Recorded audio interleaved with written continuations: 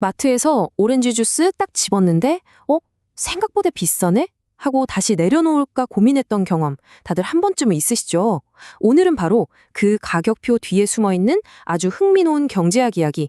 그러니까 오렌지 주스 가격이랑 추운 날씨가 대체 무슨 관계가 있는지 한번 제대로 파헤쳐 보겠습니다. 보통 플로리다에 한파가 닥쳤다, 이런 뉴스 때문이라고 생각하잖아요. 네, 맞는 말이에요. 근데 진짜 질문은 이거예요. 왜 한파가 닥친 바로 그날이 아니라 한참 시간이 지나서야 가격이 오르는 걸까요? 이 원인과 결과 사이에는 어떤 시간의 비밀이 숨어 있는 걸까요?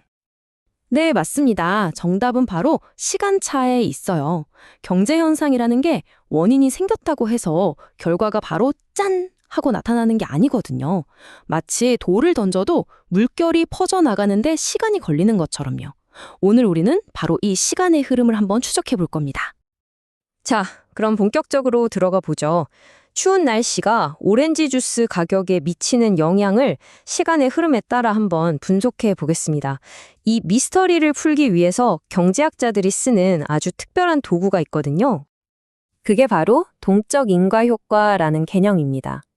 이름만 들으면 조금 어렵게 느껴질 수도 있는데 생각보다 간단해요. 어떤 충격이 딱 발생했을 때 그 효과가 시간이 지나면서 어떻게 변하고 또 어떻게 쌓여가는지를 측정하는 방법론이에요. 오늘의 탐정 도구라고 할 수 있겠네요. 그럼 이 탐정은 대체 어떤 도구를 쓸까요? 경제학자들은 이 시간차 효과를 아주 정밀하게 측정하기 위해서 특별히 고안된 모델을 사용합니다. 그 도구의 이름은 바로 분산시차 모형입니다. 쉽게 말하면 이런 거예요. 과거의 한파라는 원인이 현재와 미래의 가격이라는 결과에 시간차를 두고 마치 물결처럼 분산되어서 영향을 미치는 그 구조를 분석하는 틀이라고 보시면 돼요. 이 모형이 있으면 우리는 충격의 효과가 첫 달엔 이만큼, 둘째 달엔 저만큼 이렇게 시간에 따라 어떻게 나뉘어 나타나는지 그리고 그걸 다 합치면 총 얼마가 되는지 정밀하게 추적할 수 있게 되는 거죠. 자, 이제 이론적인 얘기는 충분히 한 것 같고요. 실제 데이터를 통해서 이 파급 효과가 어떻게 나타나는지 직접 한번 확인해 보겠습니다. 데이터 속에 숨어있는 단서들을 같이 찾아보시죠.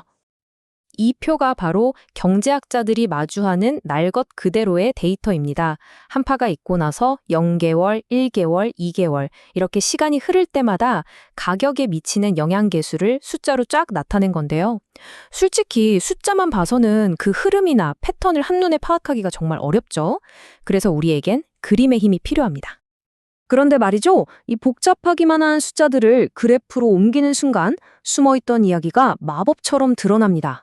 바로 이렇게요. 어지럽던 숫자들 속에 숨어있던 명확한 시간의 패턴, 이제 좀 보이시나요? 이게 바로 데이터 시각화의 힘입니다. 이 그래프가 바로 누적 동적 승수라는 걸 보여주는 건데요. 가로축은 한파가 있고 나서 얼마나 시간이 지났는지를 보여주고 세로축은 가격 상승률이 얼마나 쌓였는지를 나타내요. 이 가운데 있는 굵은 선이 바로 한파의 충격이 시간에 따라 어떻게 누적되는지를 보여주는 핵심적인 흐름인 거죠. 자, 그래프 한번 자세히 들여다볼까요? 여기 보시면 충격이 딱 발생한 직후에는 가격 변화가 거의 없어요. 그쵸? 그런데 시간이 지나면서 그 효과가 차곡차곡 쌓이니까 선이 스멀스멀 위로 올라가기 시작합니다. 그러다가 약 6개월에서 7개월 정도 지났을 때 바로 이 지점에서 가격 상승 효과가 약 0.9%로 최고점을 찍습니다. 이게 진짜 중요한 포인트예요. 그러니까 충격의 가장 큰 효과는 바로 나타나는 게 아니라 거의 반년은 지나야 제대로 나타난다는 거죠. 그럼 그 이후에는 어떻게 될까요? 그래프를 계속 따라가 보면 정점을 찍고 나서 효과가 서서히 줄어드는 걸 볼 수 있습니다. 약 18개월, 그러니까 1년 반 정도가 지나면 처음에 그 강력했던 충격은 거의 사라지고 시장은 다시 안정을 되찾게 되는 거죠. 한파라는 단기 충격의 전체 생애 주기를 한눈에 보여주는 그림이라고 할 수 있겠네요. 자, 이걸로 우리는 한파가 오렌지 주스 가격에 어떤 시간차를 두고 영향을 미치는지 확인했습니다. 그런데 여기서 이야기가 끝나면 재미가 없죠. 이 관계가 과연 1950년대에도 그리고 2000년대에도 똑같았을까요? 여기에 아주 흥미로운 반전이 숨어 있습니다. 경제학에서 이건 굉장히 중요한 질문이에요. 바로 구조적 안정성이라는 건데요. 우리가 발견한 이 인과관계가 시대가 번해도 과연 그대로 유지될까? 만약 그렇지 않다면 그 이유는 또 뭘까? 이걸 꼭 확인해야 하거든요. 이 그래프가 그 답을 아주 극명하게 보여줍니다. 위쪽 선이 과거고 아래쪽 선이 현재인데요. 1960년도에는 한파의 충격이 훨씬 더 강력하고 오래 지속됐는데 1980년대 이후에는 그 충격이 눈에 띄게 약해진 거 볼 수 있죠. 아니 똑같은 자연현상인데 왜 시대에 따라서 경제에 미치는 파급력이 이렇게나 달라진 걸까요?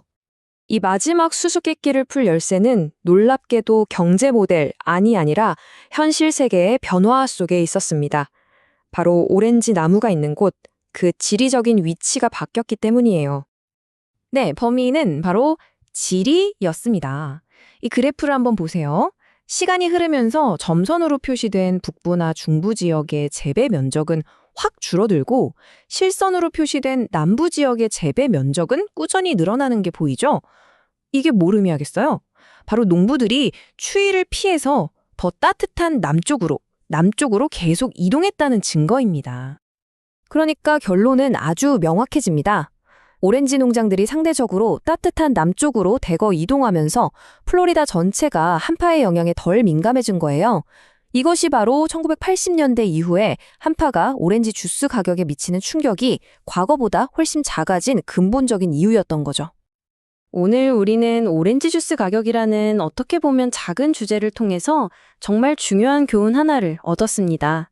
그건 바로 데이터와 모델 너머에 있는 진짜 세상의 변화를 읽어야 한다는 겁니다.